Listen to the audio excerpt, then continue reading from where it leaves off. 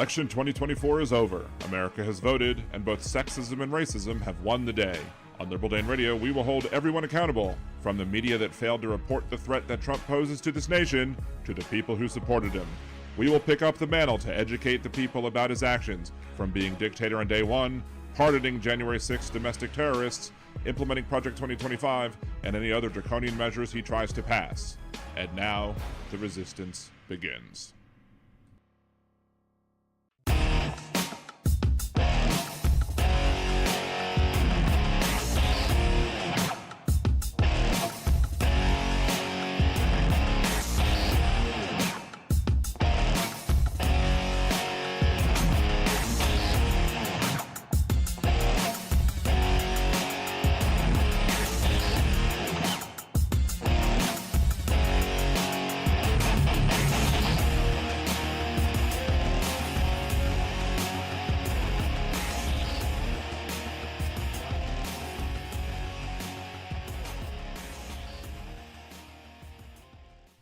Sorry about that. Welcome back to Liberal Dan Radio. Talk from the left, that's right. This is your host, Dan Zimmerman, coming at you from New Orleans, Louisiana, to join the conversation later. We will be sharing the phone number, but you could join us in the chat room. Till then, I don't know why this won't work. Oh, that's why this won't work, because I'm doing the wrong thing. There we go. I was changing the wrong thing. So now, of course, my call-in number image is going to be wrong as well. So I might have to not have a call-in number. Jeez. That's just terrible. Let's see. Let's see if I can change this real quick before I start. No, that's not there. That. No. Oh well, I don't know. I'll have to fix the image for the call-in number to make sure that it works properly. But until then, let's see. No, that's not right either. What a pain in my neck. Oh well. Anyway, guess I gotta check the images before I actually do anything. Well, at least we have Rose to start the show with us. Hey Rose, how are you today? Say hello to everybody and then show them your butthole like you always do. Anyway, hey Rose, you posies. Anyway, let's go on through, since we're having a bad start to the show. I'm exhausted already. Been a long day. Got Mad Mac, Josh, Aaron, Impeccable Living. No, that's not Impeccable Living. No. I see this is just a really bad day. You're not in Oklahoma. That's you. Oh my! See, I'm telling you, it's just a very long day. Do I just quit now? No, I don't quit now because there's too much stuff to do on the show, and so you just get some bloopers, I guess, for Liberal Dan Radio this week. Impeccable Living, Steve from across the pond. If it's no Scottish, it's crap. There we go. Got that one right. Let's see. Josh, Suzanne, Roxanne. Michael, Jackie, anybody else that I've missed so far? I don't think so, but Mad Mac, to say hello, Mac. Nick was here. Good to see you, Nick. Thank you for joining the show. Appreciate you. So yeah, bunch of stuff to talk about today. So ever put the wrong call-in number and some random person gets bitched out by Big Hug? That would be hilarious. Put in the wrong number where it's like, even if it wasn't like me putting the wrong number, if it was like him putting the wrong in, or him dialing the wrong number, and I'm sure it's on his autosave or whatever. But if somebody was like, "This is Liberal Dan Radio. I want to talk to Liberal Dan." Sir, this is a Wendy's. Something like that. Let's see if I can pull this up real quick so I can get that. I don't know where it went. Where did it go? I don't know where it went. It's not there neither. What a pain in my neck. Is it here? I think it might be on the Canva thing. I don't know. We'll figure out later. We'll just announce the phone number, then I'll fix it after the show. How's that? How about them apples? Hey, good to see you, Fancy. Thank you for joining. Penny to create as well. Thank you, Penny, for coming as well. Anyway, so bunch of stuff to talk about today. What is it? Got my. Remember when I went to the hospital for myself the week my wife came back in, and I had to go to the emergency room because I thought I had a kidney stone. Yeah. So those bills are starting to come in too. So if you want to help out with that sort of thing, the GoFundMe link is on the show description here on YouTube. So check it out if you want. If you can't contribute, share. Big Hook, don't give out my number. No, of course not. Of course I wouldn't. Your number is safe with me. I would not, at least purposefully, give out your number.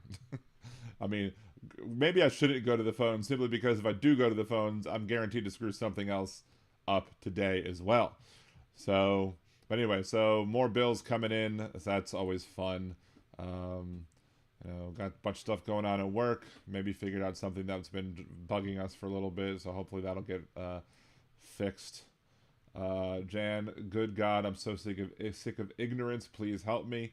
I think we're gonna have to be dealing with ignorance for at least the next 3+ years at least. Hopefully fewer, but I don't expect too much out of this country these days. Not enough people watch the podcast. Thank you, Mike. Appreciate you for contributing the 20 super chat. Thank you so much for that. RIP to Maya Love, a congresswoman from Utah who died of brain cancer, just 49, and that is a shame. We also had the federal attorney who in Virginia who died. Who they don't suggest it's foul play, but do we believe her? I don't know. I mean, she did investigate some Russia stuff, and Donald Trump doesn't like it when you go up against his big buddy Vlad Putin. So, Dean, hey guys, I'm in. I was owning a conservative on a news site. Give us some details. It's always fun to own the conservatives. They love to own the libs, right? So let's own the conservatives right back.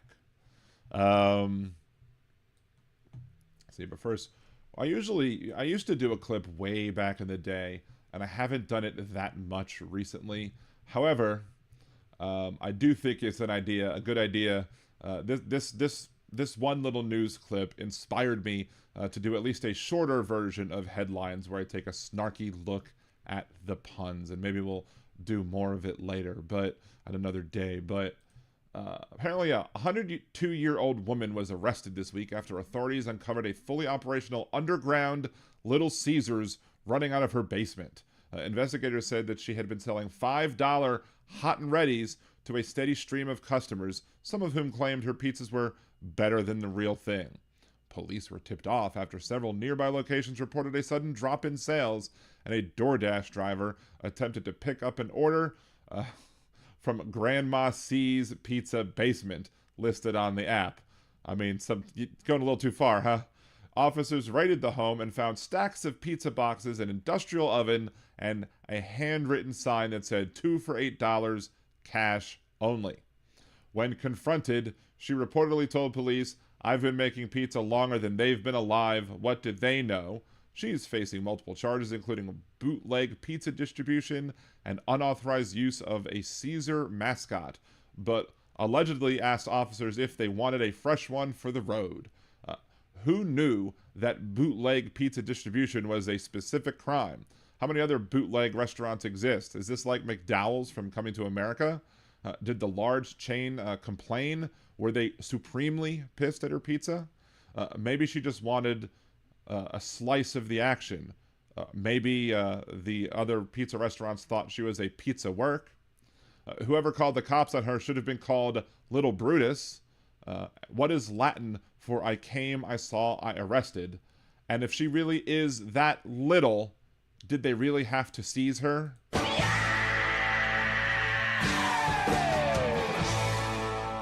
Although, if any of you don't like those jokes, I apologize. It was probably the delivery. So there you go. I apologize for that. Anyway, so yeah, 7-Eleven sells hot dogs the rest of the time. I think the problem was that she was calling herself Grandma C and was ripping off their recipe, if you will. So, I just think I understand why, such things are illegal. People have to look out for their trademark after all, right? But the fact that she was putting these other pizza places, like, causing them to lose business, the fact that that was happening is just bizarre. Like, if she's really making pizza that's that delicious, why not just, get a GoFundMe going, make your own pizza joint, have your own establishment, and sell it above ground? I mean, I guess it's the basement. It has to be underground, right? But should have included that in the other jokes. Pizzagate is, God damn it, that was the joke that I missed. I should have thought of that. It makes me mad that you Mad Mac makes me mad because he thought of it and I should have thought of it first. Anyway, so what else to talk about today? There's other silly things going on, like, this from this week. We had Homan, who was on ABC This Week. He was asked, do they have any due process at all as pertaining to the people who are being deported?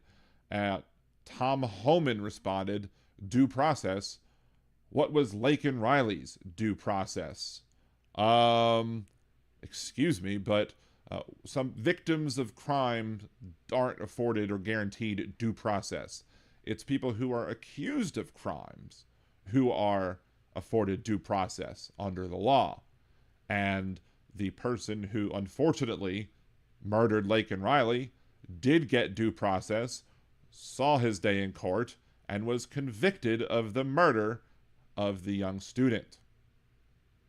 But the fact that he, instead of trying to explain why the people who were deported were getting, how they were getting due process, the fact that he ignored trying to explain that and instead tried to shunt it off on someone else, basically says that this administration gives not a care in the world for due process.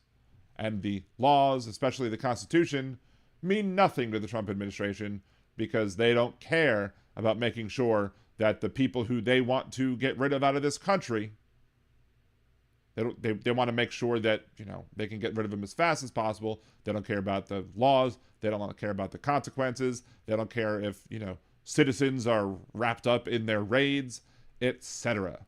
So just another example of the deplorable nature of this administration. And I'm sure conservatives will come down in the comment section of this little short video that I'm making and say, hey, I have no problem with this. Did you like to see her murdered? Of course I didn't want to see anybody murdered. But I also want to see us, giving people the due process that they are guaranteed under the Constitution. And all persons are guaranteed due process under the Constitution, not just citizens. So, Tillman looks like a catcher's mitt. It looks like a deer in freaking headlights in that one. They asked him a question, and he was like, I don't know how to answer that one. Holman. I like that you called him Holman. We should call him Holman and not just Homan. He looks like someone hit his face with a bag of nickels. Probably. Oh. There we go. We're not going to that one yet. We're not going to those screens yet. I have other things I want to talk about before we go to those because, well, where's the other thing? There it is. Before we go to those, I do have other things that I want to talk about because there is an issue. There is the issue that I want to talk about ICE raids having an extra political context that the people are missing. Let's see. They sent people to the wrong country of origin. That is illegal. I mean, they sent people without due process. That should also be illegal. So I'm worried about the gay hairdresser Venezuelan that they sent to El Salvador. And, of course, if you listened at all to what was going on in the hearing today in the appeals court about what was going on, it was just disturbing how stupid. Like, the attorney representing the administration must have went to the Sam Alito School of Jurisprudence because he didn't seem to understand like the simple questions that were being asked of him.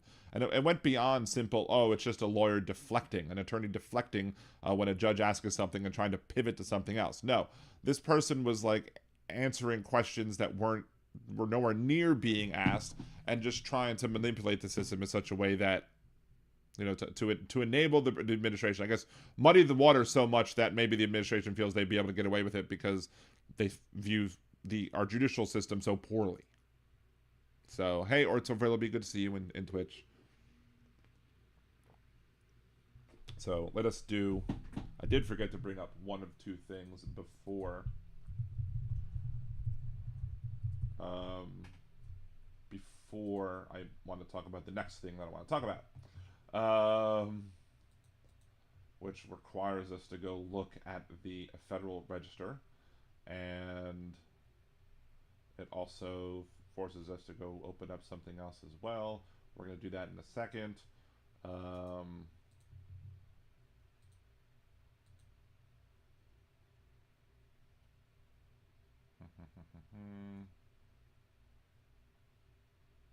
Let's see. Should also look at this other one as well. And bring that up.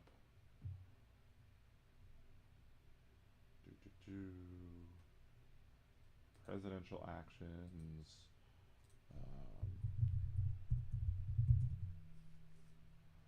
No, that's not correct.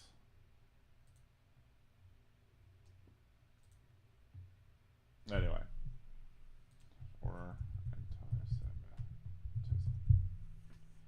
There we go. That's the one I was looking for. And of course, if you've already seen one of my videos on this, you will have seen some of these images already, but I just wanted to make sure that, you know, we have all these ready to go. Volume has dropped. I think I pushed it over. A little too far, so that's why the volume was up. It's equivalent to the SS rounding up the Jews. Funny you should say that. Because I think the volume should be better now, correct? Sound is better now. There you go. I had just moved the microphone away so I could search for something real quick. So, anyway. Let us pop this over here. When we look over executive orders, you know, we did look over this one. Additional measures to combat anti-Semitism, and my administration fought and will continue to fight anti-Semitism, blah, blah, blah. Listing other, on December 11th, 2019, I issued Executive Order 13899, my first executive order on combating anti-Semitism, of course. That was in 2019. He took office January 2017, so why did it take him so long to put anti-Semitism on the radar? Probably because there are other reasons, and he really doesn't care about anti-Semitism.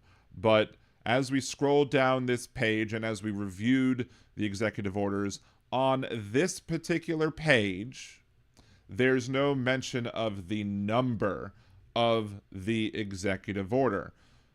So it requires you to then go to the Federal Register to see not just, you can look at these both pages, EO 14188, additional measures to combat anti-Semitism, and it's also on this page as well, where it lists the whole executive order and also says, you know, executive order 14188.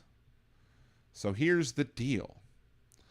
And this one went right past me because, again, the numbers are not on the official White House site, as you see here, but the numbers are on here.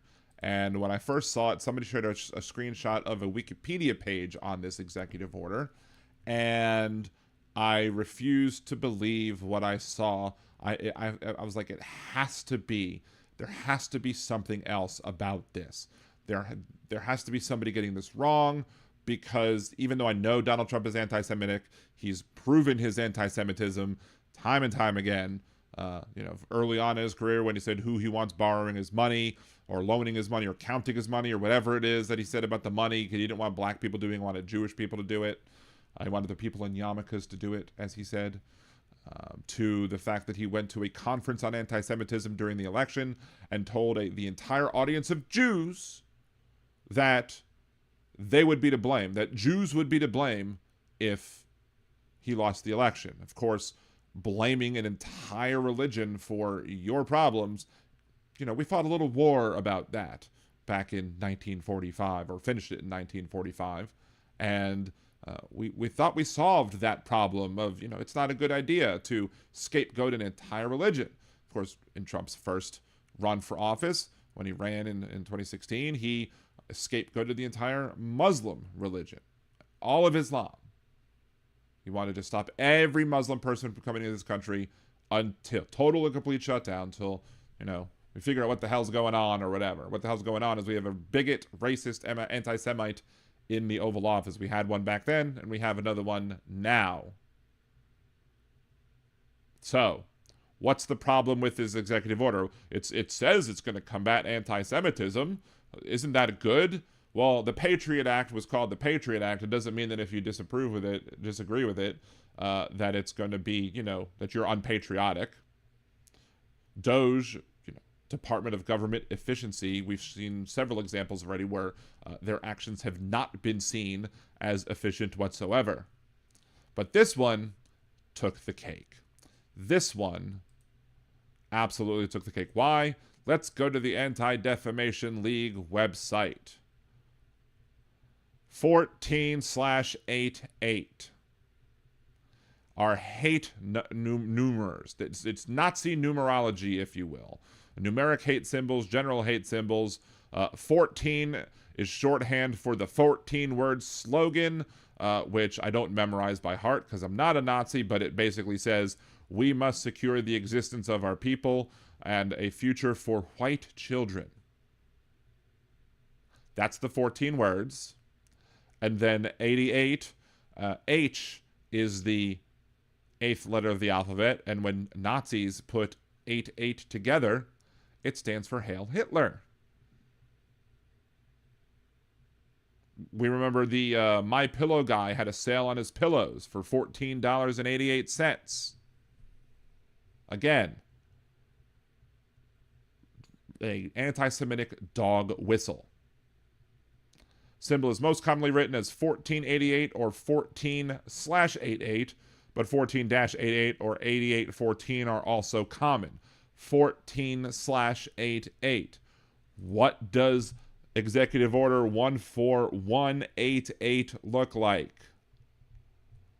1418. The 1 is the slash. You cannot tell me that this was just a happenstance, that this was just a coincidence, that the person who was in charge of putting this in place wasn't a frickin' Nazi, and that Donald Trump hasn't surrounded himself with Nazis in his cabinet, in his staff, etc. There's the odds of this being just a random coincidence of the hundreds of executive orders that he wrote and the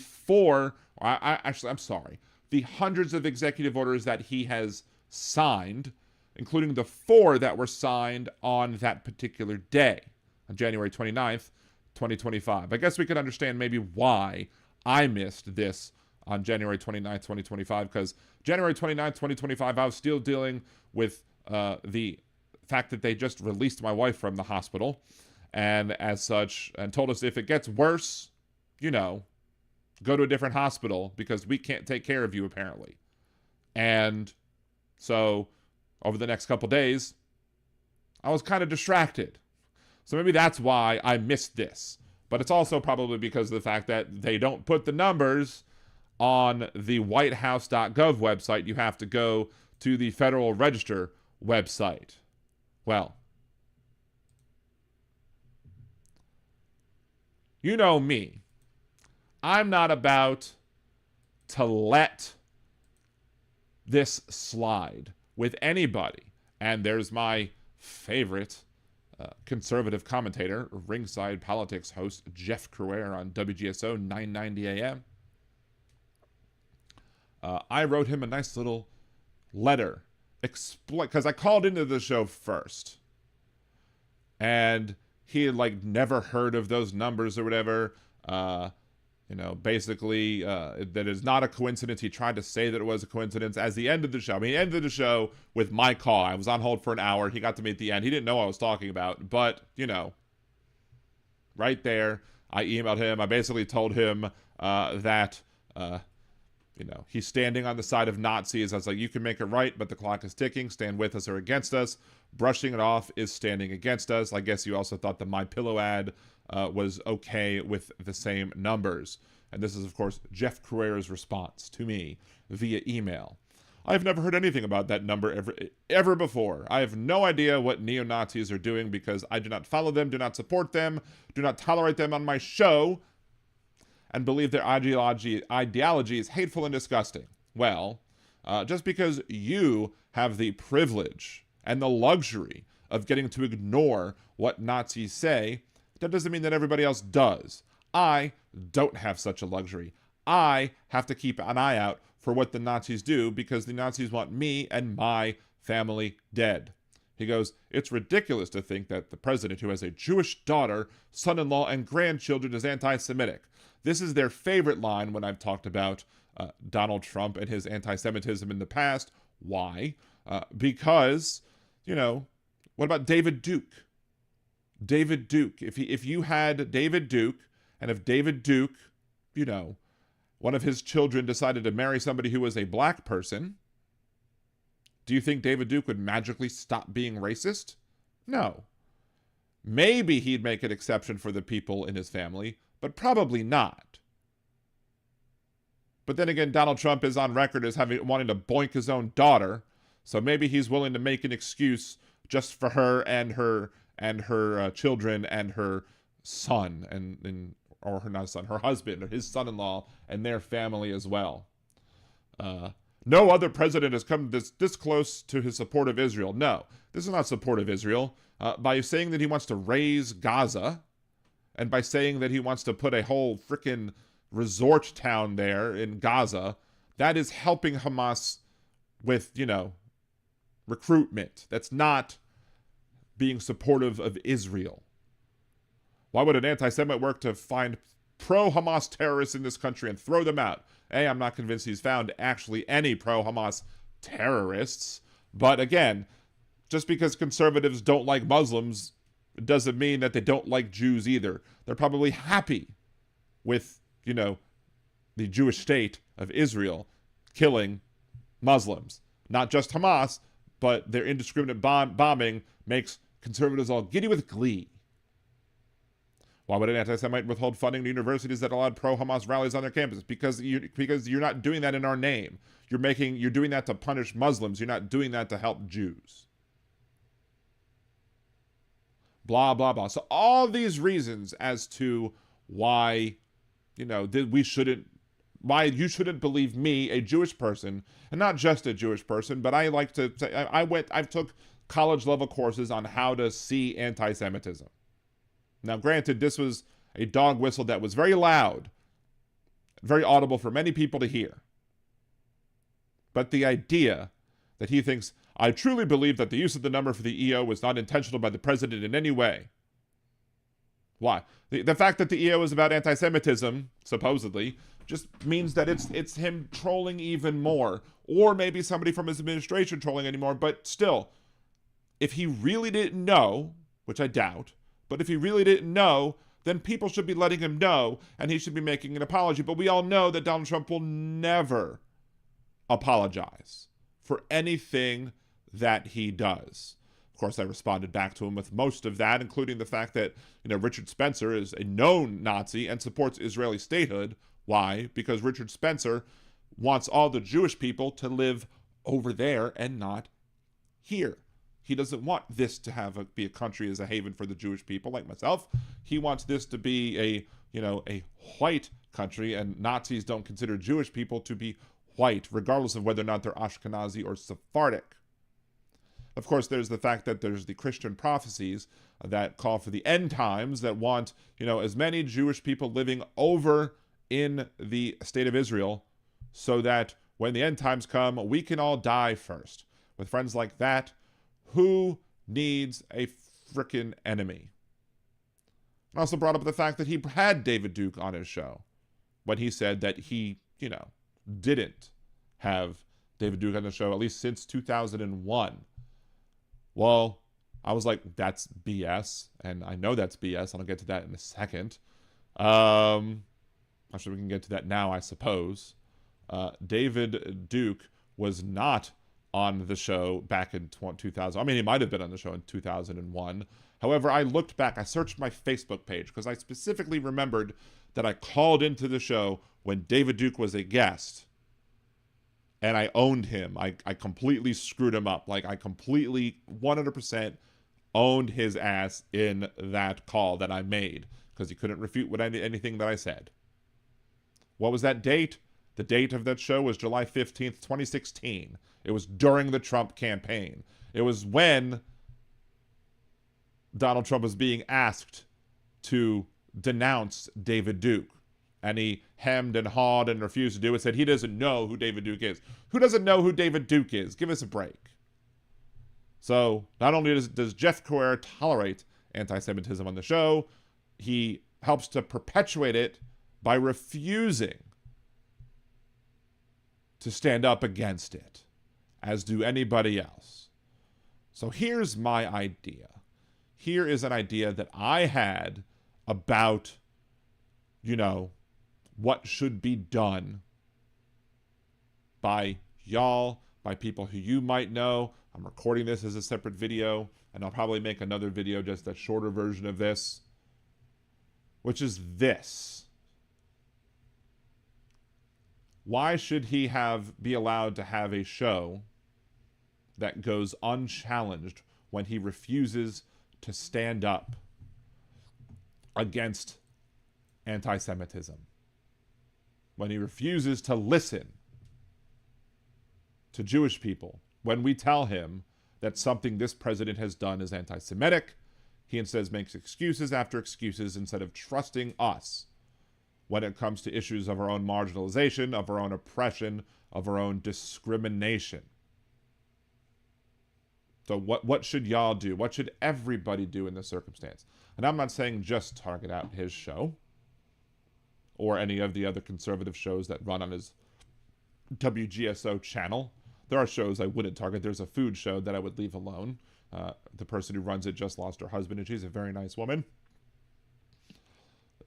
But there are other conservative shows on that channel, not just Jeff Carrera's Ringside Politics from 7 a.m. to 9 a.m. Central Time, Mondays through Fridays, and also on from 6 p.m. to 7 p.m. Monday through Friday at, Central Time as well. Phone number to WGSO is 504-556-9696. 504-556-9696. I don't think they have a live show on right now. But if you happen to be awake between the hours of 7 and 9 a.m. Monday through Friday, or are available between the hours of 6 and 7 p.m. Central Time, Monday through Friday, I want as many people as can be calling up the show and telling him about all the anti-Semitism that comes with this executive order. Why not shut the show down? It's peaceful protest, right? It's not violence against anybody. But if you clog up the phone lines and don't allow the other people to call in and spout their anti-Semitism and their bigotry and their MAGA apologism, and instead you fill up the phone lines of that show and any other conservative show that you can think of, make them feel sorry that they are supporting this anti-Semite. Make them feel sorry. I mean, I don't know if they're even possible of that emotion, but make them regret it nonetheless. The answer isn't to just leave the shows alone. I think the answer is to jam up the phone lines so that no other ones can call in. Because there's very limited space on their phone. I mean, my phone line, you only have one. And that's completely, I only have one. I don't have a whole ass system like they do. But absolutely, 100%, everybody should hop on board, get their friends to call in to this show, to that show, to other shows that are conservative, and make sure that the conservatives know exactly what they did. And look, it might make some of his listeners giddy. They might be very happy about the fact that the administration numbered something 14188. And what the number was had to do with anti-Semitism and Jews. Whereas, I mean, again, there could have been 3 other numbers that were used that day. Trump didn't do it. But here's the other thing. Here's the other minor thing that just, icing on the cake, if you will. If Donald Trump didn't know what this executive order was about and the numerology on the executive order, does Donald Trump know about any of the executive orders that he's signing? Huh? Maybe. Maybe not. He looks lost like a freaking deer in the headlights half the time when he's signing those damn executive orders. So all these people complaining about whether or not President Biden used an auto pen to sign his signature onto his executive orders and to his pardons, etc. Again, every conservative accusation is a confession, and hypocrisy is a conservative prerequisite. So, these people are whining and bitching and moaning, complaining about the fact, or about the idea, that Biden may have used an auto pen for certain things. Well, then what the hell's Donald Trump doing if he doesn't know what he's signing and when he's signing it and what the contents of these orders and the numbers mean as it pertains to those orders? So yeah, none of them can give me any crap about Biden and an auto pen when President Trump, when it comes to these executive orders, are pretty much on autopilot. Other people are clearly writing them. Other people are clearly supplying them to him. Most likely, mostly people from, Project 2025, Heritage Foundation, all of his other folks that he's put up there to, to do the things that I guess he promised to do. Whatever. But don't tell me that Biden's auto pen thing is a real scandal if Donald Trump doesn't even know what the hell he's signing. And what do you think? Agree with me? Do you disagree? Do you still think that I'm insane for thinking that the numbers used for this executive order were picked specifically because they were anti-Semitic? Let me know in the comments down below. If you agree with me, let me down in the comments below as well. And if you're going to call up these conservative talk shows, including Jeff Carreur's Ringside Politics, WGSO.com is the website, let me know as well. Because I'd love to know when you're calling in, because I'd love to hear it. I'd love to hear all of these people flooding the phone lines, all of y'all, all of your friends, your family members, etc. I want to hear y'all flooding their phone lines. Don't let those racists, those bigots who call into the show regularly have their say.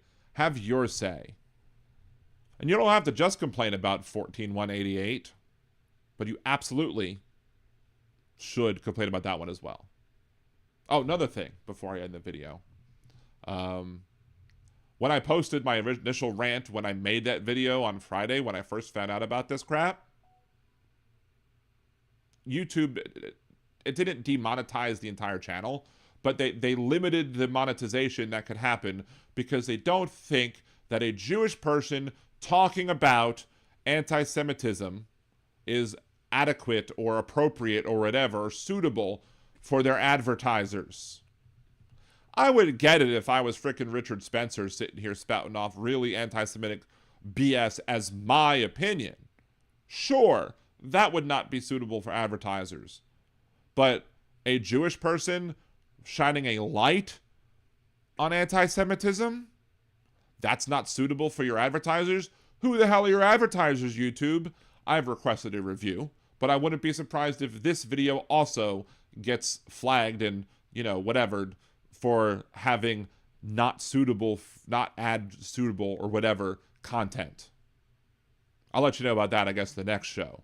But again, agree with me, disagree with me, leave your comments down below. Remember to like the video, share it, subscribe to the channel.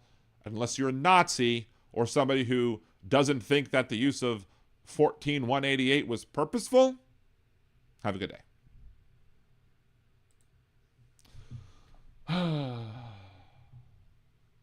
Liberal Dan, more like a conveyor belt or confusion is Dinky's MO. That's possible. LOL, Winky Don's extreme incompetence. I think that covers it. Yes, it does. Hey, One Vision, good to see you. Yeah, exactly, Easy E. Or for saying what 1488 is. Yes, if I say what 1488 is, if I give a screenshot of it, be like, hey, or a little image from the Anti-Defamation League, that somehow triggers the advertisers on YouTube. That's not... Hell, it wasn't even flagged on frickin' TikTok, and that frickin' thing is known for being a cesspool of anti-Semitism. So let's see if I miss anything.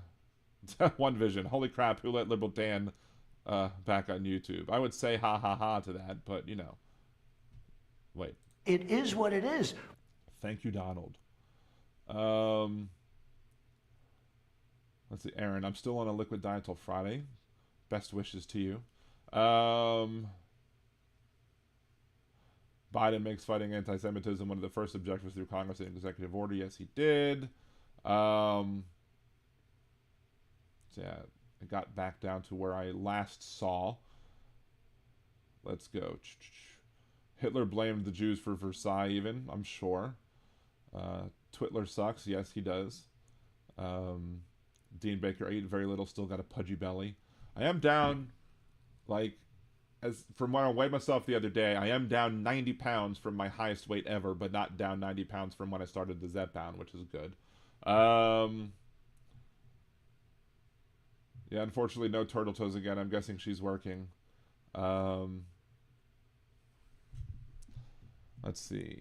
Yeah, Stephen Miller, he might have been the one. Definitely Nazi symbolism, exactly. You couldn't not see that coming, exactly. I saw Dumpy catering to the Nazi thing early on. Oh, I was, again, during the early on, I was pointing out the fact that he said lying press, you know, which is very similar, or I'm sorry, he said fake news, which is basically akin to saying the lying press, which is what Hitler said about the media during his time. The Lügenpresse is the German word that he used, and basically that was meant specifically to cast doubt in the media, so when they would report about what Hitler was doing, they could be like, see, I told you, they're just lying about me all the time. So, Stephen Miller is Jewish and agrees with it. He's okay with the Klan. Well, again, during Adolf Hitler's rise to power, there were Jews who supported him because they didn't think he would come after them. They either thought that he was just using it as a rhetorical tool to get elected, or that he would make excuses for them because they were the good ones, so to speak. Hello, Wundermam. Good to see you.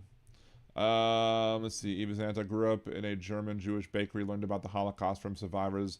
My mom told them not to censor their memories. Exactly. My paternal grandmother, her parents left Italy in 1920s to escape Mussolini. Her mother was an American citizen, but my grandmother denied her American citizenship. She was threatened with deportation when her husband, whatever, was serving in the Pacific. Wow, that's crazy. And speaking of German bakeries, here comes another joke. Just warning you, and it's a bad one. It's one that I came up with myself. Why did the Jewish person refuse to go to the German bakery? Because of the Holocaust.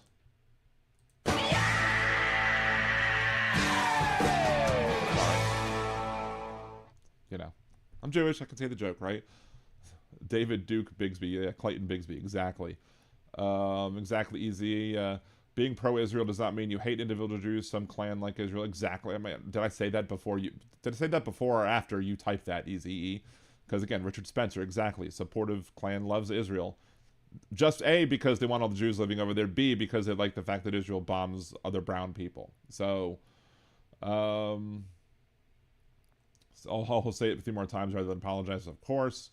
I saw Duke run for Republican Senate. I mean, I remember when I was living in Baltimore and he ran for governor, and the slogan of Edwin Edwards at the time was "Vote for the crook, it's important," and he won.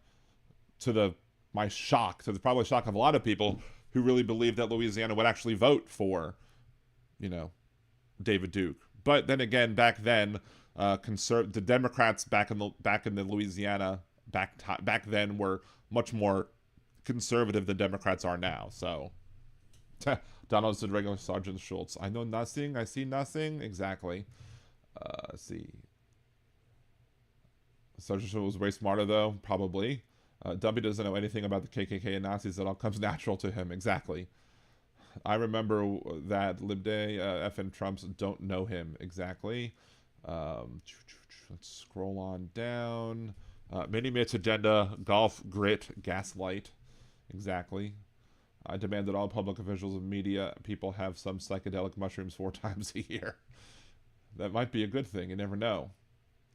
Rush Limbaugh would screen the hell out of callers to avoid uncomfortable challenges. Exactly. I tried to call in to the Rush Limbaugh radio program once, and I never did it again because I called in very early. I was talking because they were talking about the nuclear option, and I had my issues with the nuclear option, and that I basically said, no, actually, Rush Limbaugh didn't do this to me. Rush Limbaugh hung up on me. His call screener hung up on me. It was Sean Hannity that let me go on hold the entire time and then didn't let me on. What happened was I called up and I said I wanted to talk about the whole nuclear option thing and the filibuster and the rules about it. And I said, well, if you have a rules change in order to break cloture on a rules change, that you would require 2/3 of a vote to reach cloture on a rules change filibuster, as opposed to the 60% needed to break a regular old filibuster that's not having to do with rules changes. And the call screener was like, you think that the Democrats would filibuster a rules change? I'm like, you think they wouldn't? And of course, that's when they hung up on me, because they can't handle liberal callers. They only want liberal callers who call in who are going to be, make the Democratic Party look stupid. And look, there are plenty of people around who are Democrats who can make the Democratic Party look stupid. Top of my list right now is old Chucky Schumer. So, let's see.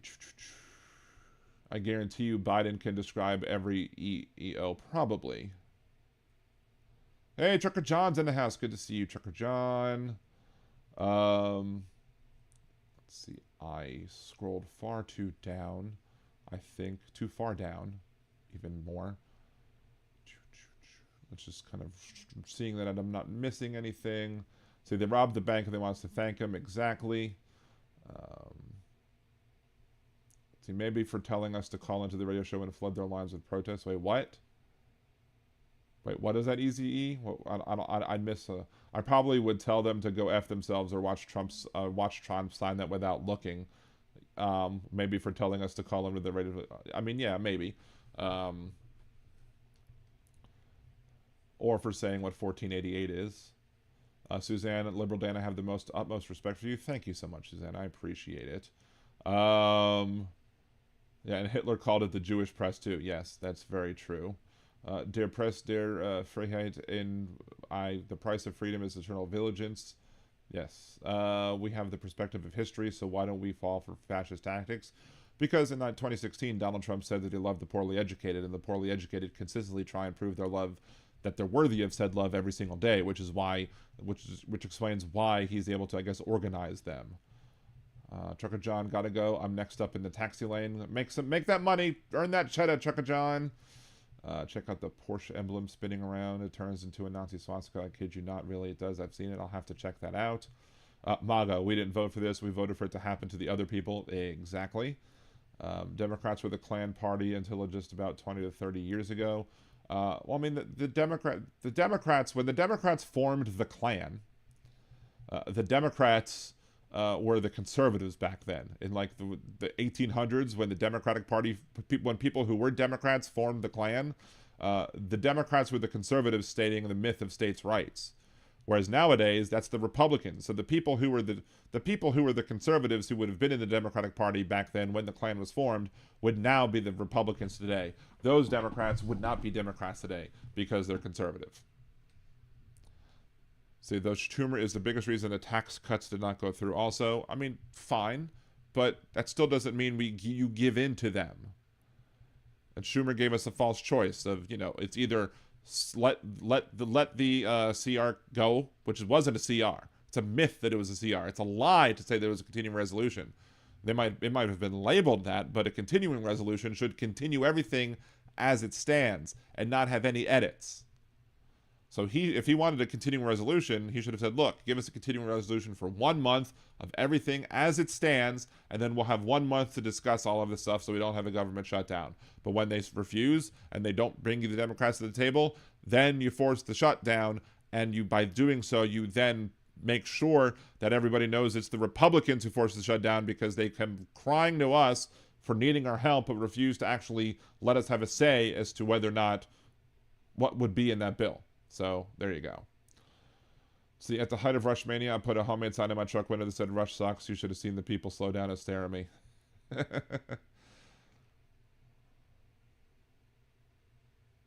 See, that's my point. I know it switched big time in the 60s and 70s, really swung the other way in the 80s up to the 2000s.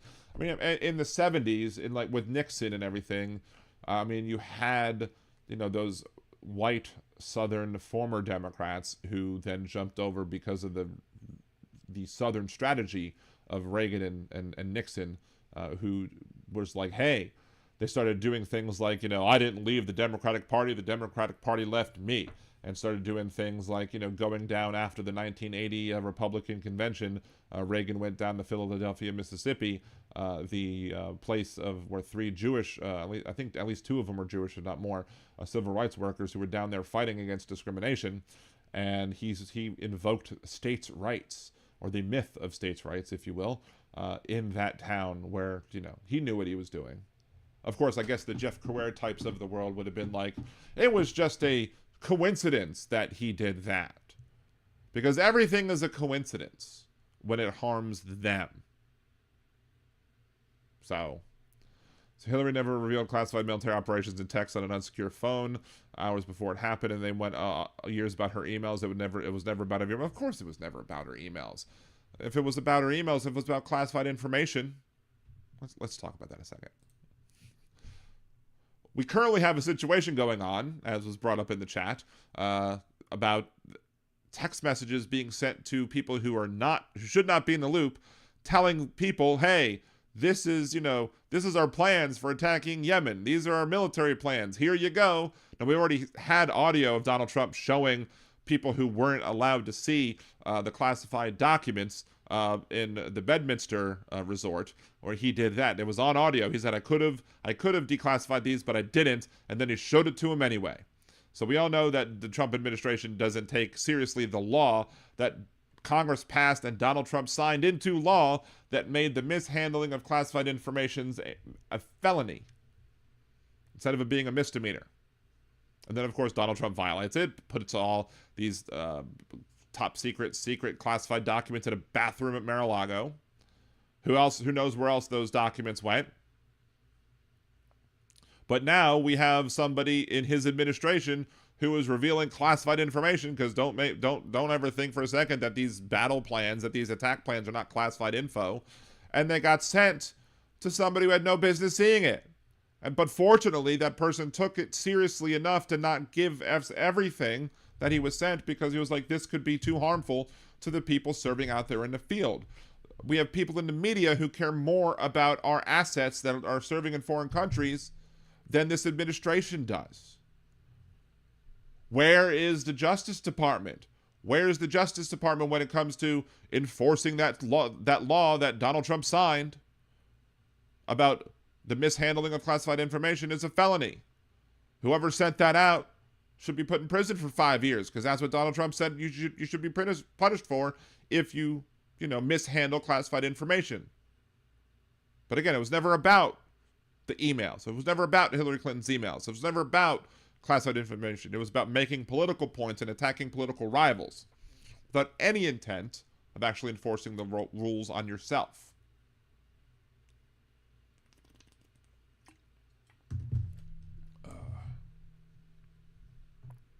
I didn't even end that video the normal way or whatever.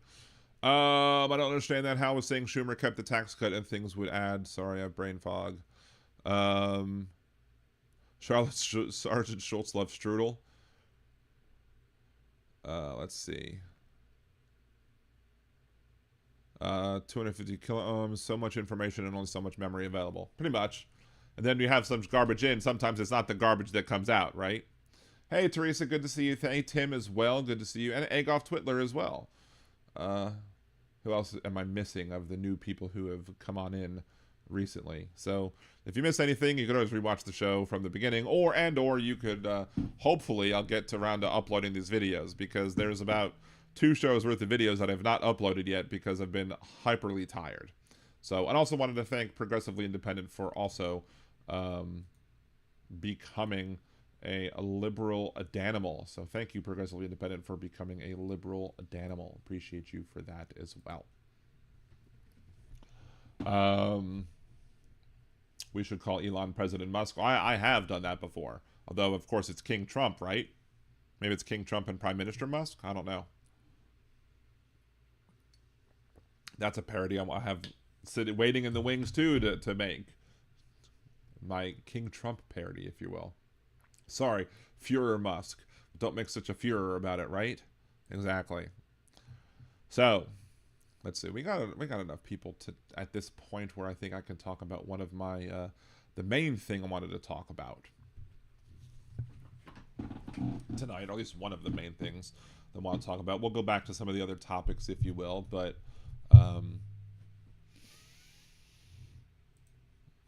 I posited it in some Facebook group the other day that there might be more than meets the eye, and not in the Transformers way, about Donald Trump and the ICE raids and the location of the ICE raids, and is there more political issues on top of him just being bigoted and xenophobic and using these people to drive to make America white again, if you will, right?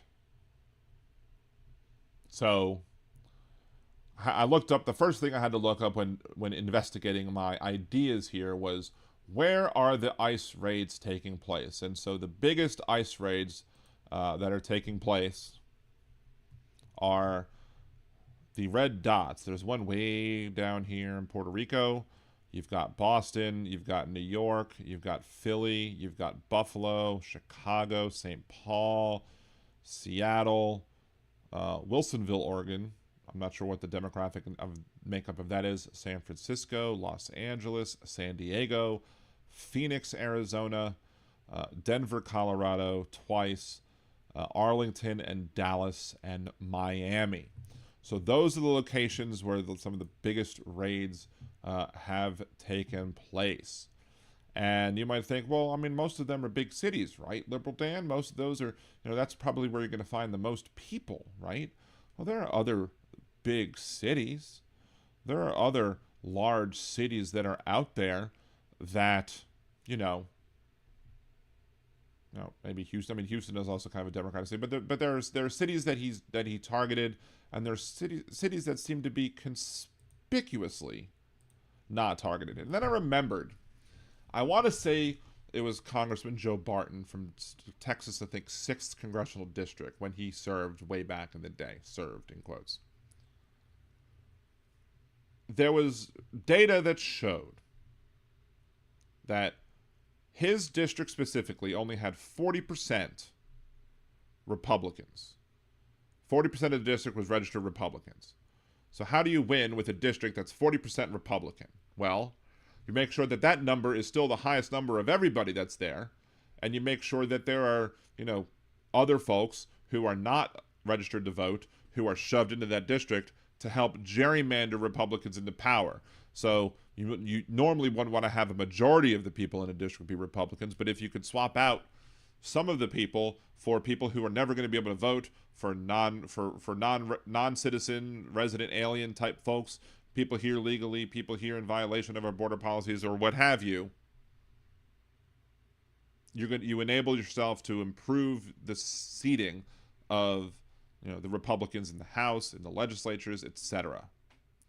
And it seems to go against what you might think, because we've seen a lot of times when Donald Trump fought counting non-citizens as part of the census, even though that is blatantly unconstitutional. The Constitution requires a census of all persons, not just all citizens.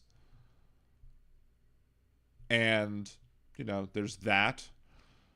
So I'm thinking, well, and then you have they were wanting, I guess, during the whole Biden administration, and you saw DeSantis and Abbott sending all of these people off to Martha's Vineyard and into blue states. And I'm sitting there like, good, send them to the blue states. So when apportionment comes around, you won't have to worry about, our seats in Congress will gain more because the Republicans kicked all of the, the migrants, the undocumented migrants and other folks out of their states and moved them into blue states. So therefore, when we have a census that's run, those blue states get more congressional seats when we apportion those seats, right? So, but you still have had examples of Republicans pushing for this, pushing for them to not be counting. But I don't believe that to be true. I don't believe they're actually trying to do that. So I went and had to look up even more information. So I found this other site right here where it was talking about how non-citizens impact political representation in the partisan makeup of the U.S. House of Representatives. At present, the apportionment of U.S. sets among the states, as well as the drawing of congressional district lines in states, are based on total population, not citizenship. At the time of the last congressional election in 2022, Census Bureau data captured 21.6 million non-citizens, roughly half of whom are here in violation of our border policies. Because these non-citizens are not evenly distributed, they make up a large share of the population. And we go on to see the 13 congressional districts with the highest share of non-citizens in 2022 have roughly the same combined population of voting age U.S. citizens as the 9 districts with the lowest non-citizen shares. Thus, in these 9 districts, there are fewer representatives for the same number of citizens. Population of districts can differ partly because of the way the House seats are apportioned among the states, but within states, population should be roughly even, yet non-citizens caused significant distortions in 2022. Texas is 33rd, where 29% of adults are non-citizens, has 208,000 fewer voting age citizens than Texas is 21st, where 4% are non-citizens. Florida 26th versus Florida 6th. California's 34th versus California's 3rd. New York 6th versus New York 21st, etc. So not surprisingly, these non-citizen share of the voting age population has a total impact on turnout. In the 10 districts with a large district, largest non-citizen shares, the combined vote total was roughly half of the combined vote total in the 10 districts with the highest citizen shares. In effect, each voter in the 10 lowest citizen districts had about twice the influence on the election as voters in the 10 highest citizenship districts. It took many more votes to win districts comprised largely of citizens than it did in districts with large non-citizens. Again, part of what I'm saying, it's easier to win a district if you pack that district with people who can't vote. But here's the thing. Districts where non-citizens comprise a large share of the population tend to vote Democratic, while high citizenship districts tend to vote Republican. On the 24 districts where there are 5 adults is not an American, where 1 in 5 adults are not American citizens, only 4 were won by Republicans in 2022. In contrast, 54 where less than 2% of the adults are not citizens, or just 5 just represented by a Democrat. So here's where my theory might start to fall apart. If you're looking at this data right here, you think, well, this data clearly is showing that Liberal Dan is wrong, right? Because it's saying here in 2022, each 1 percentage point increase in the non-citizen share of the congressional district's adult population is associated with a 1.8% point increase in Democratic share of the two-party vote. So basically what they're saying is for every 1% of a district that each citizen is, you see 1.8 more percentage of a share going to Democrats. So I'm wrong, right? I'm wrong? Am I wrong? I don't think so. Didn't think so. Why don't I think so? Well, because this is taking into consideration all of the congressional districts. So if you have a congressional district in a very blue state that has very, very, let's say Los Angeles. Los Angeles might have lots of tightly included non-citizens and citizens in the same tightly populated areas, and those areas are going to be mainly Democratic, and as such, those are going to skew the argument that is being made here, which is that not that every single district is going to cause a district to be swayed back and forth, because these districts, if you drew them differently and made them more equally, you'd still probably have the same districts in California, for example. Whereas other states and other districts, it might not be the same. So I had to continue to dig. Where I found this. January 24th, 2024. Apportionment and immigration. 95% of non-citizen growth went to the GOP states since 2019. In response to a question about, and this is by David Baer, who is a conservative. In response to a question about, I believe he's a conservative, part of, Cato Institute. In response to a question about redistricting immigration or restricting immigration, House Representative Yvette Clarke recently stated, "I need more people in my district just for redistricting purposes." When a Republican member of Congress asked whether this was motivation for other Democrats, including President Biden, to oppose more extreme asylum restrictions, at a hearing which I testified last week, former head of Immigration and Customs Enforcement Tom Homan stated, "I certainly believe it is probably associated with the decision to overturn the Trump census rule, blah, blah, blah. So now immigrants will be mandated to be counted in a sentence." It's not an executive order that does that. It's the Constitution that does that. Although former President Trump did attempt to exclude some non-citizens from the census count and from House apportionment, multiple courts found those efforts to be illegal and unconstitutional. The Constitution is clear. Representatives shall be apportioned among the several states according to their respective numbers, counting the whole number of persons in each state. But does this provision of the Constitution, whatever it matters, give Republicans a good reason to oppose immigration? No. The data are equally clear. Recent immigration trends are benefiting Republicans in states where they control the legislature and manage redistricting. About 62% of the 3 million increase in total immigrant population from March 2019 to March 2023 has occurred in GOP states, according to the Current Population Survey Annual Social and Economic Supplement. The American Community Survey, which larger sample size but slightly older, attributes 60% of the growth in the immigrant population to GOP states from July 2019 to July 2022. These percentages are also similar for Latin American immigrant population growth. What about non-citizens who might be excluded by a U.S. citizen-only census? For them, an overwhelming 95% of the increase in the non-citizen population has been in GOP states from March 2019 to March 2023. Eliminating the growth of the non-citizen population from 2019 to 2023 would have cost Republican states 1.2 million people, or about 2 seats in Congress. The average congressional district has 760,000 people. Net increase in Figure 1 of population of immigrants and non-citizens by state legislative control. All immigrants mostly goes to the Republican Party, with a chunk going to the Democratic states, but an increase in Republican states, 1.8 million versus 1.1 million in blue states. But when it comes to non-citizens, the increase in GOP states, 1.2 million versus 71,000. Republican states have benefited from an influx of migrants, regardless of their legal status or what have you. And then this list shows like the change, immigrants, change in non-citizens, and between Alabama, Alaska, and all these other states. And we're not going to go into the details of every single one, but basically, this individual is basically showing you exactly what I was talking about. That when you have these people, the immigrants, the folks who are not able to vote, but still affect the census, when you have these people going into your states, you are going to give the Republican states an advantage. You're going to give them an advantage when it comes to apportionment, and you're going to enable them, when they have control of who draws the maps, the ability to redistrict those districts in such a way so that even though you might see, more immigrant folks in these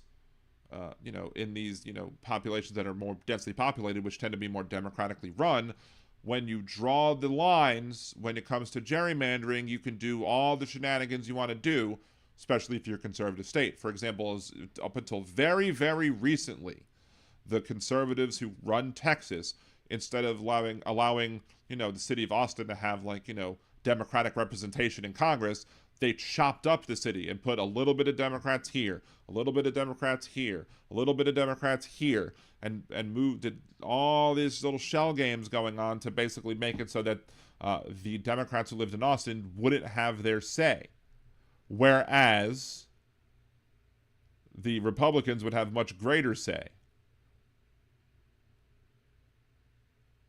And then here's another piece by David Baer. Opponents of immigration constantly claim unauthorized immigrants hurt Republicans electorally. The latest effort from Ian Smith of Immigration Reform Law Institute, who inaccurate claims in a piece that immigration gives more congressional seats to heavily Democratic states. It's true. Immigrants increase the number of people counted towards apportionment.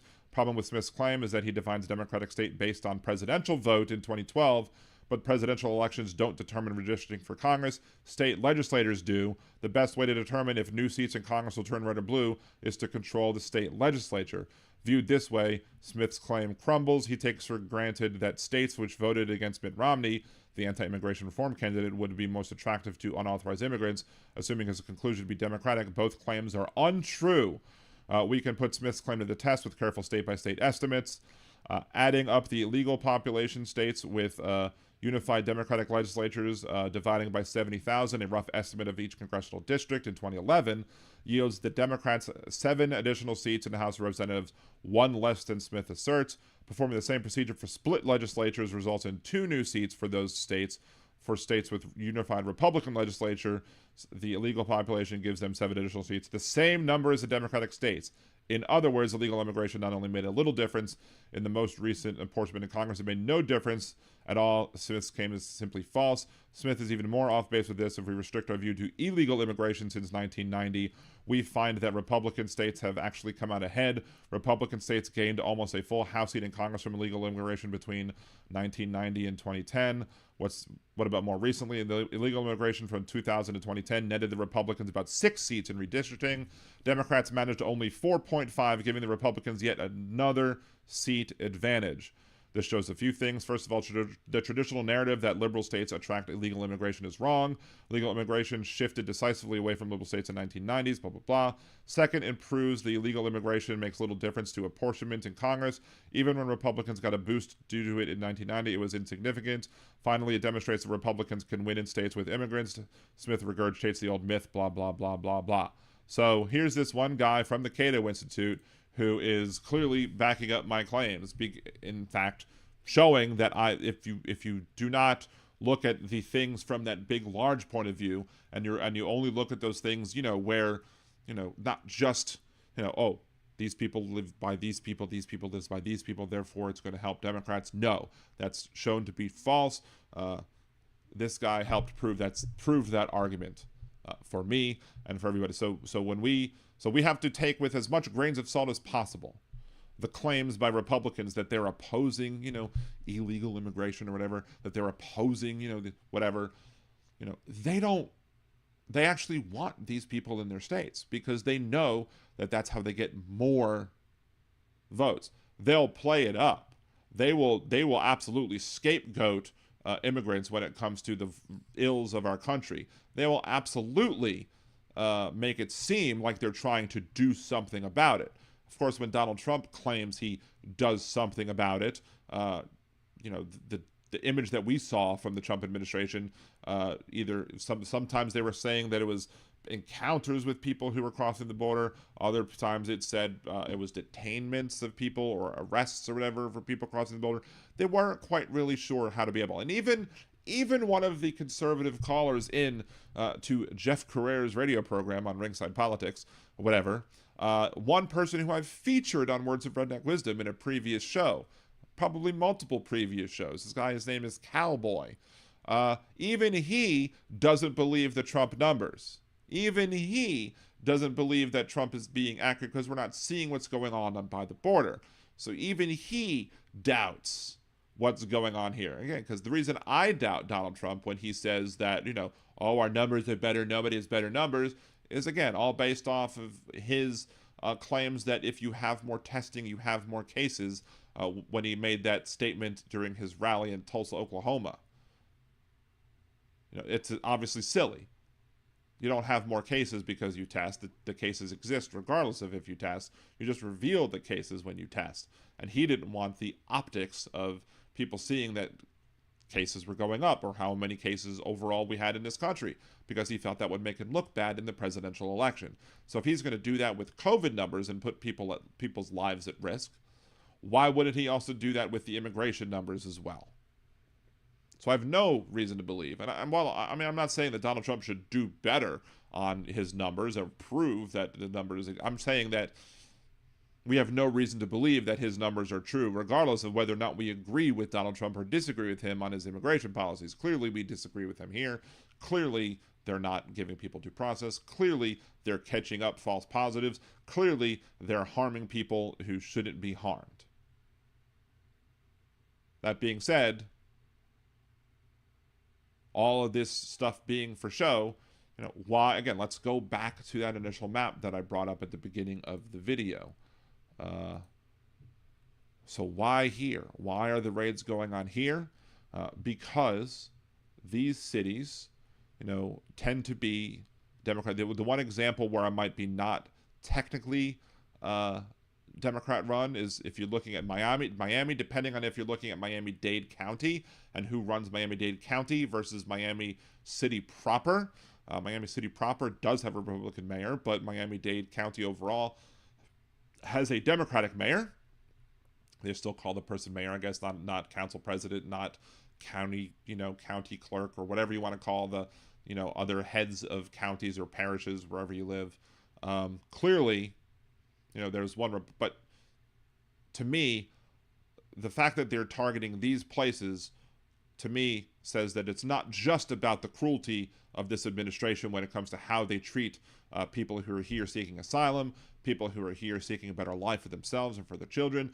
Cruelty when it comes to, kicking out the family of a person who was getting brain cancer treatments, because why wouldn't he? Why wouldn't he want to do a humane thing and allow somebody who needed continued treatments at a hospital to get those continued treatments? Why wouldn't he let that? Because she's a Hispanic girl, so therefore he's not going to like her. He's going to continue to use Hispanic people for his nefarious purposes.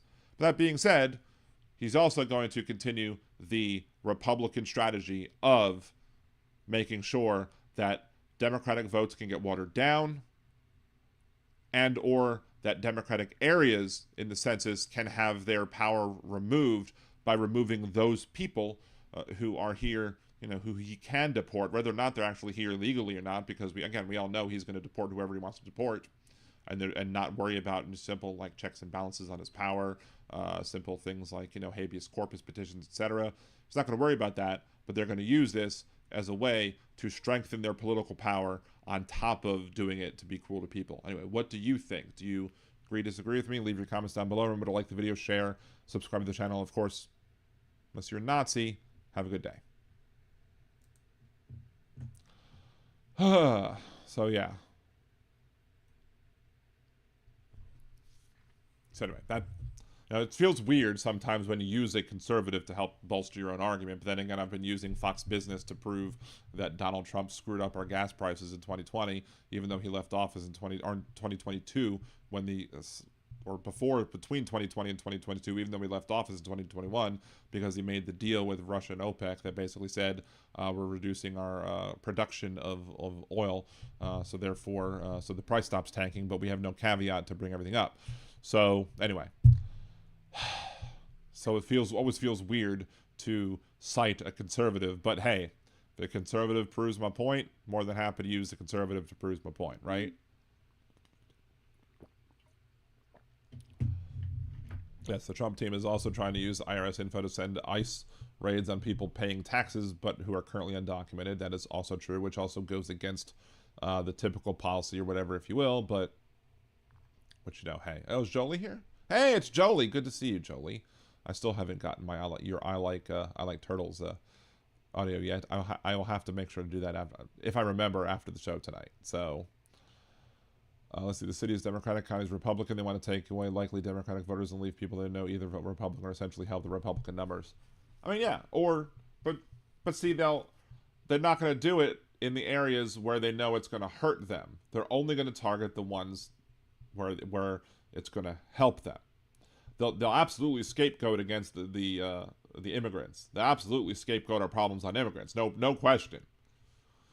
But what immigrants they choose are going to have a political basis above and beyond just the simple bigotry, xenophobia, and racism that comes with the Trump administration. So anyway, have any of you seen any of that sort of coverage on any other channel? Is this the type of thing that you can get anywhere else? Is MSNBC talking about that sort of stuff? CNN talking about that sort of stuff? Any of the big, liberal leftist creators talking about any of that stuff? Like, this is the benefit of Liberal Dan Radio, I think. This is what I bring to the table. Like, again, I've said before, if I didn't think I brought anything new or useful or special to the table, I wouldn't bother doing this. I mean, I like doing it, but I wouldn't bother doing it because I could probably spend my time doing other things. But I've never seen anything like this before on any other channel, on any other network, on any other show, or whatever. One conservative guy was talking about it back a few years back or whatever, obviously. But, you know, people just, the Democratic media is going to not challenge the Republican myth.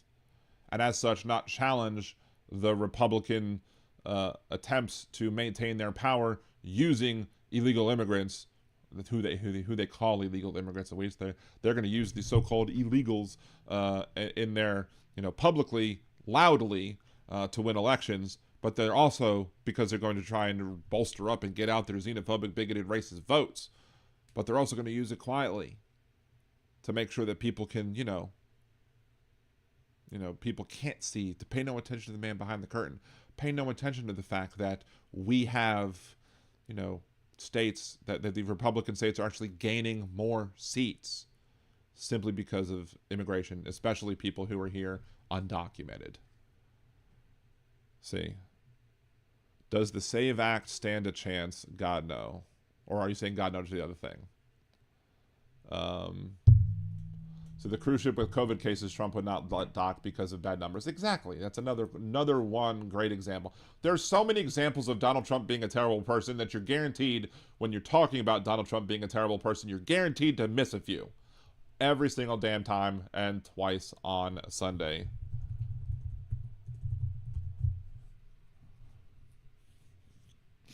Let's see. What's the SAVE Act?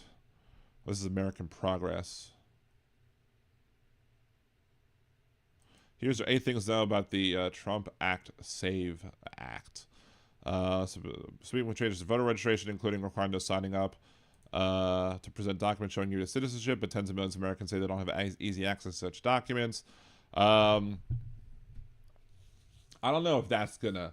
And so the problem is the fact that they're calling it the SAVE Act, which gets people confused with the Biden's SAVE plan, which is about student loans. See, the bill was first introduced last year as Republicans focused on non-citizen voting. Most Americans don't have easy access to proof of citizenship documents. Married women who change their names would likely face additional requirements. See, this is the thing that I haven't found. Maybe this website on NPR will do a better job explaining it. Up to 69 million American women changed their names after they got married and therefore don't have birth certificates that match their current names, according to an analysis of the Center for American Progress. These women would likely need additional documentation, such as name change documents or marriage certificates to register to vote. The center's Greta Bedekovics told NPR that this would unfairly burden the women's right to vote. Every move, every party affiliation change, and these women would be required to go with all of their documents every single time. Cleta Mitchell, an advocate for stricter voting requirements who supports the SAVE Act, pushed back against that argument on a post on X. Under this nonsensical theory, married women are not capable of bringing the necessary documentation and showing citizenship and married status. But I still have yet to see where in the legislation it actually says that you have to do that. But I'm more now willing to believe NPR in saying that it would be a requirement of it. And this, I guess, conservative Cleta Mitchell seems to think that it's nonsensical because, these people are unable to do this. It's the same argument that they use against black people when Republicans targeted black people's ability to vote and cast ballots, etc., in the so-called voter ID law that North Carolina tried to pass on.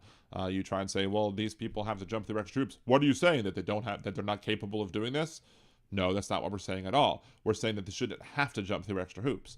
That's what we're trying to say. See, Rep. Mary Miller, of Republican of Illinois, a SAVE Act co-sponsor, defended the bill in a recent congressional hearing, saying the SAVE Act does have robust protections for married women whose names have changed. The legislation does not mention married women, but says states should come up with processes to accept additional documentation when voters have a discrepancy on their proof of citizenship document. Miller's office did not respond to a request for comment. One thing everybody should do, regardless, is get a passport. Get a freaking passport. Because that will prove your citizenship, but regardless, without the need of any other documents. And if you need to flee the country, you'll be able to flee the country, right? Exactly. Papers, please, right? See, NPR is weird. They are government funded big time, so they can be objective and not sometimes. Let's see. Women will soon be third-class citizens. I don't know about. Well, yeah, but I mean, other people will be fourth, fifth, and sixth-class citizens on top of that, depending on what other buckets they can fall into, right?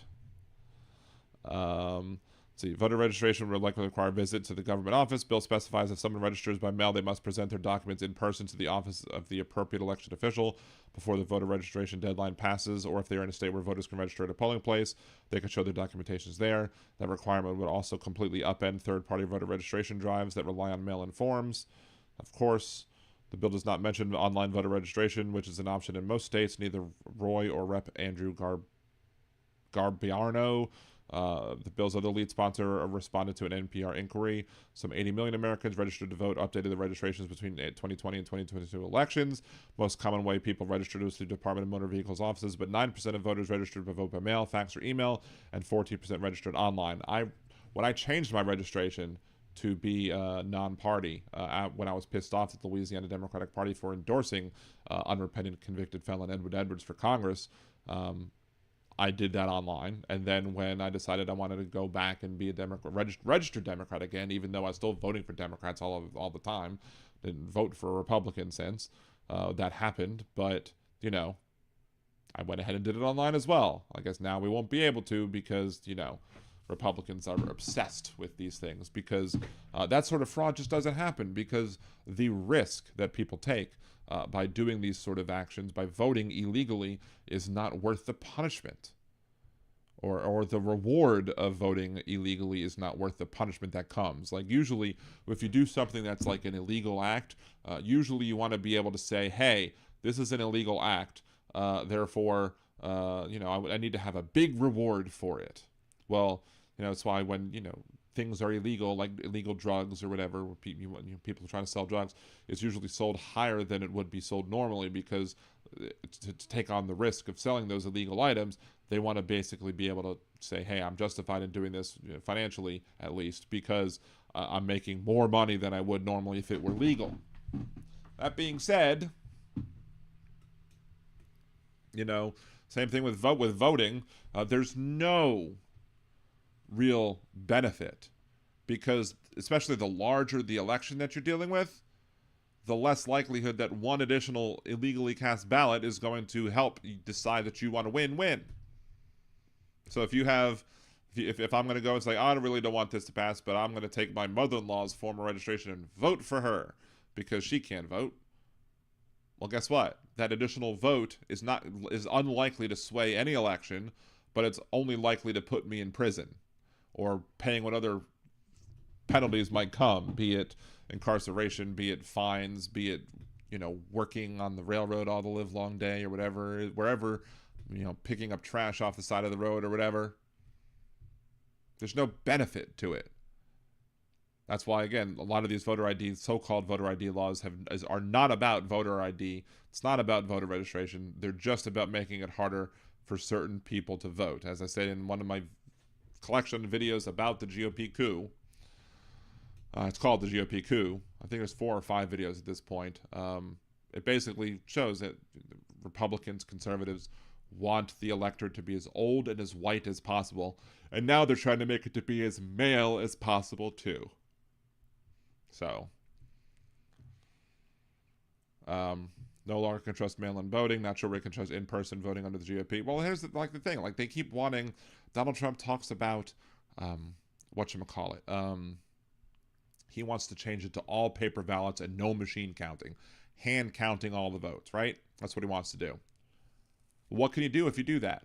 Well, who's to stop them from saying, oh, look at all these votes from these Democratic areas.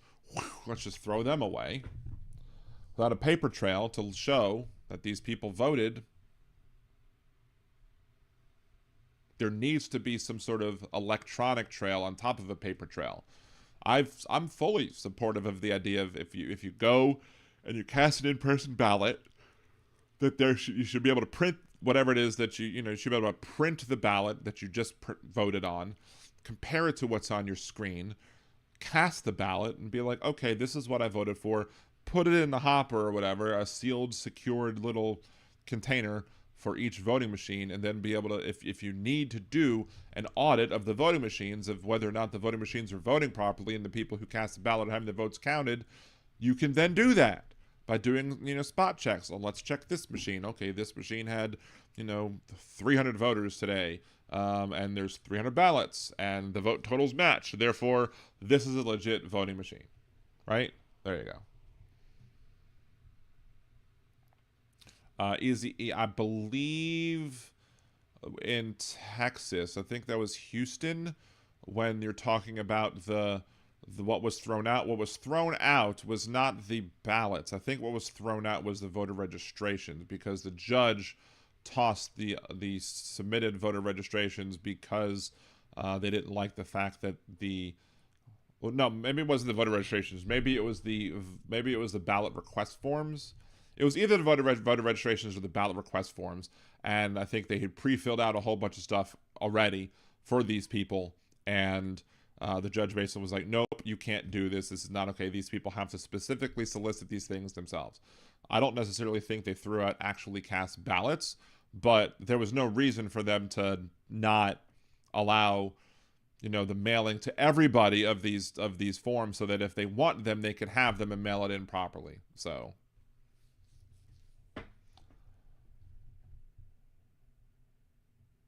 I think, what they think they threw out was ballot request forms. I think that's what they threw out. So now, whether or not they actually counted votes, that's another thing. That's why you need to have checks and balances on these systems, to be able to do spot checks and be able to check these machines, right? So let's see.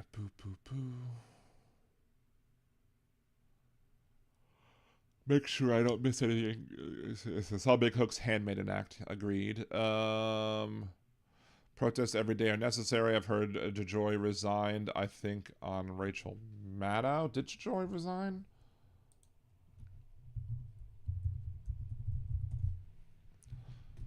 U.S. Postmaster resigns with immediate effect 5 hours ago. Wow. Why, is Trump going to replace him with somebody even more terrible than DeJoy? I mean, because DeJoy was responsible for slowing down mail in areas like Georgia during the 2020 election, try and prevent people from being able to have their ballots arrive on time. And if you send in a mail-in ballot and it doesn't arrive in time, guess what? It's not counted, even though it was properly counted.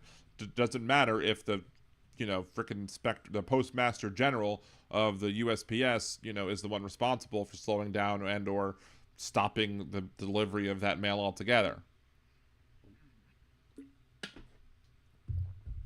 The Postmaster General resigns after 5 years in a position.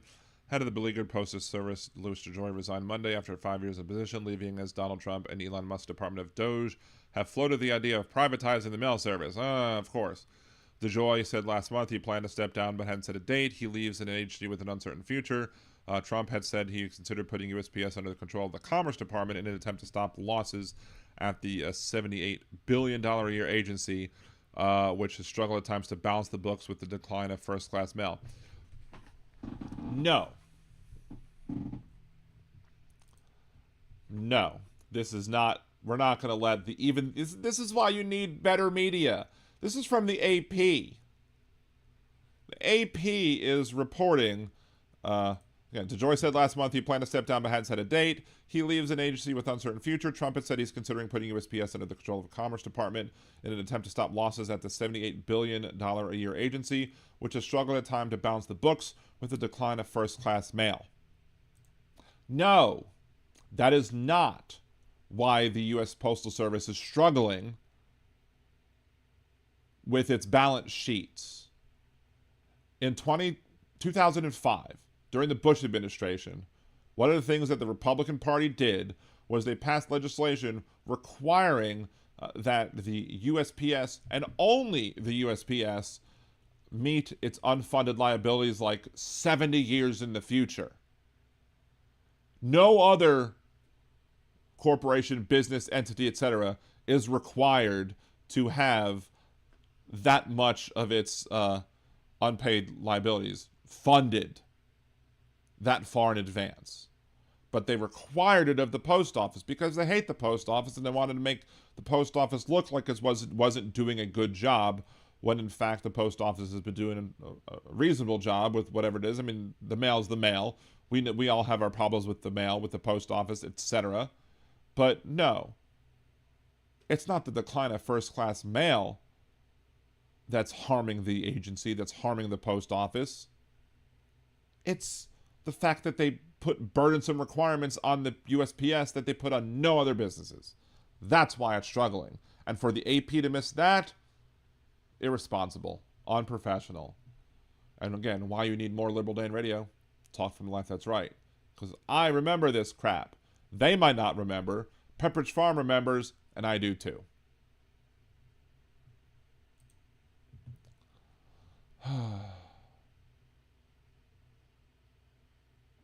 See, the USPS is a government service, not supposed to be a money-making entity. That's fine. I agree with that, and we're required to have some sort of post office in the Constitution. But, you know, they want government run like a business. The Republicans always talk about how they want government to be run like a business. Unfortunately, they've made none of these other businesses operate the way that this is. So again, conservative hypocrisy at its greatest. Did we used to have postal banking back in the day? I mean, you can get a postal money order. I don't know if it's full-on postal banking, but yeah. They want to kill the post office because they want to privatize frickin' everything, and as we've seen them, they are absolutely doing it.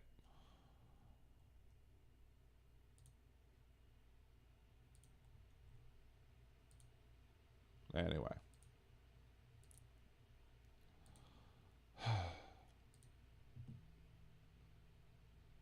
The USPS is self-supporting, no tax dollars go to it. And even though it's self-supporting, but they're still like tying their arms around their back because of the requirements that they make the USPS do that they don't require of anybody else. So anyway, enough bitching about that, right? It's 9:38, my time. So I'm probably not going to take phone calls today. I'm probably just going to call it a day pretty soon. But just remember,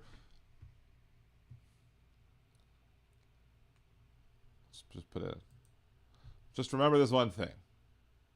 In regards to the fact that conservatives, Republicans, MAGA types don't want to believe that Executive Order 14188 is anti-Semitic, even though it claims to be on, fighting anti-Semitism. We all know that it's true that it is anti-Semitic because of the numbers. 14 standing for the 14 words that Nazis use. 88 standing for HH or Hail Hitler, something that they use in replacement of saying Hail Hitler. And of course, the one in the middle represents the slash, which is typically used 14/88. That's the conservative Nazi numerology that they like to support. That was the specific number used for that. I don't believe in any way, shape, or form that was a coincidence. And if you believe it was, I have a bridge in Brooklyn I'd like to sell you. But if you think that, these conservative media types need to hear about this, then you should call into many of the conservative radio shows and let them have it. Let them know that they're supporting an outright Nazi. And the one you can start off with is that Ringside Politics program, 504-556-9696, when Jeff Carrera's on, which is like between 7 and 9 a.m. Central Time, Monday through Friday, and of course 6 to 7 p.m. Central Time as well. But if it's not just that one, anyone else will do as well. But you can do your part in fighting back against these conservative hacks by standing up against anti-Semitism, by letting them know that their president is supporting anti-Semitic things. Anyway, that'll be the end of the show today. I don't necessarily have anything else to play, so the Twitch, let's see, wait, 250 kilo ohms. I got some numbers, 8647. I have 8675309. That's another number, but that's not Nazis. So anyway, so thank everybody for joining. Call those channels in the morning. Let me know if you're going to do it, if you can, so I can keep track or whatever. I'd love to be able to see it. I'd love to be able to hear it. I'd love to hear them being driven crazy about it. Because the fact that they need to be let know that we are not going to tolerate their anti-Semitic bullshit. Not here, not anywhere. It's time we make a stand. The line must be drawn here, no further. To quote Captain Picard in Star Trek. Anyway, thank y'all so much. Again, Twitch people, be hard out. Otherwise, we will see you, unless you stop by the show tomorrow for the gaming stuff.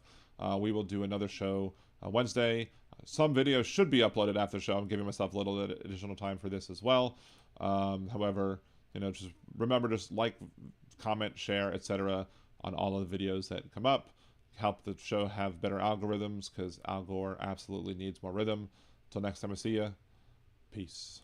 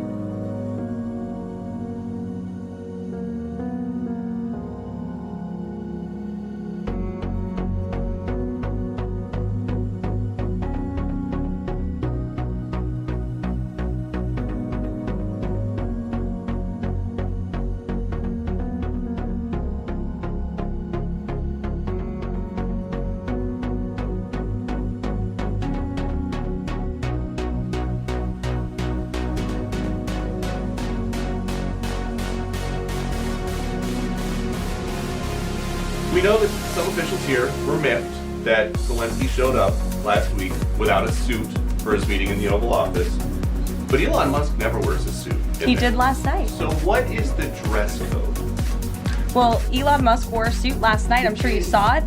He's booked by It looked. Zelensky getting kicked out? No, I don't think so. I'm just pointing out that